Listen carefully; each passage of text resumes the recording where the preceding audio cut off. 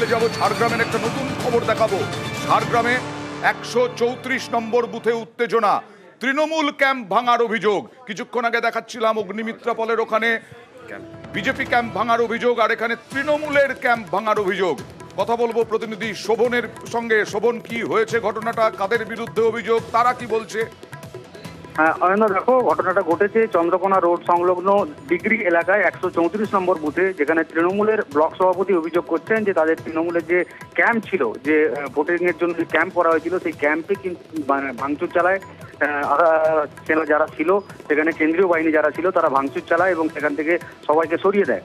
এই অভিযোগ করা হয়েছে। ইতিমধ্যে কিন্তু তৃণমূলের তরফে নির্বাচন কমিশনেও অভিযোগ জানানো হয়েছে ইমেলের মাধ্যমে, এবং এটা তারা প্রতিবাদ জানিয়েছে। পাশাপাশি কেন্দ্রীয় বাহিনীর এই ভূমিকা নিয়েও কিন্তু তারা প্রতিবাদে সোচ্চার হয়েছে।